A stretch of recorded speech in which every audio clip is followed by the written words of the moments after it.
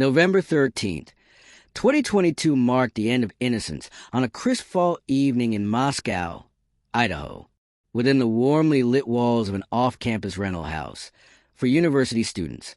Madison Mogen, Kaylee Goncalves, Xana Kernodle, and Ethan Chapin gathered for what they believed would be a typical night among friends. Laughter drifted through the open windows, and the soft glow of string lights embellished photos strewn across a coffee table. But by dawn, that sense of comfort had been ripped away.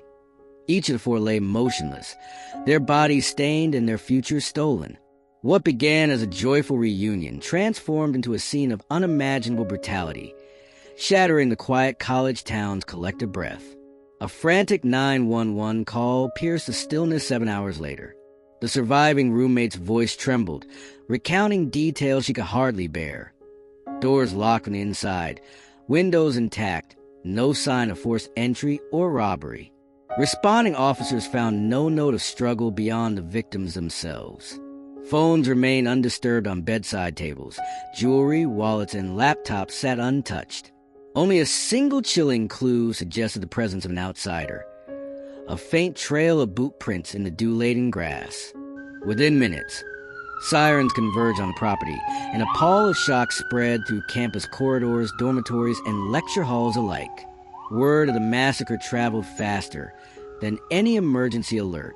Students huddled in study groups, eyes darting toward shadowed doorways. Parents on campus shook with disbelief. Social media feeds filled with grainy photos of yellow crime scene tape, while local cafes turned into impromptu counseling centers for grief-stricken classmates. Faculty canceled classes. The university president issued a statement promising full cooperation with investigators. Yet amid pledges of security, a gnawing question persisted. How could such violence erupt in the very heart of a community built on trust and camaraderie? In the days that followed, law enforcement mobilized with unprecedented scale. The Moscow Police Department joined forces with Idaho State Police and the FBI, forming a joint task force of some 130 agents. They methodically mapped every angle. Cell phone pings plotted the victims' final movements, and surveillance cameras from nearby streets were combed for anomalies.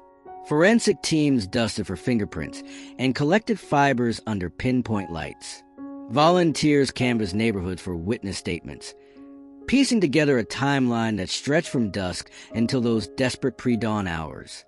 But tangible leads remained frustratingly scarce. A breakthrough came unexpectedly when crime scene technicians retrieved a discarded Q-tip from a nearby dumpster. Laboratory analysis revealed a full DNA profile, one that investigators would later learn matched an item borrowed by a suspect days before the killings. In a separate sweep, they recovered a knife sheath containing trace tissue, evidence that tied the weapon directly to the perpetrator. These genetic breadcrumbs led detectives into the growing world of public genealogy databases, where amateur sleuths and professional investigators alike have in recent years unlocked cold cases by tracing family trees. Within weeks, the net closed around one individual. On December 30th, 2022, FBI agents descended on a quiet suburban street in Pennsylvania. There, among children's toys and family photos, stood 28-year-old Bryan Kohberger, a former criminology graduate student who had once studied violent crime under the very theories he was now accused of enacting. Witnesses would later describe officers finding him wearing latex gloves and clutching a garbage bag. In that moment of capture, a narrative of horror collided with one of surreal irony, a student of crime unfolding as its central suspect. Kohberger was promptly escorted onto a plane bound for Idaho, where he would soon face 4 counts of first-degree murder. As pretrial motions unfurled, public fascination with Kohberger's motives reached a fever pitch. Prosecutors admitted they could not identify a clear motive. There was no history of dispute, no robbery, no evidence of sexual assault.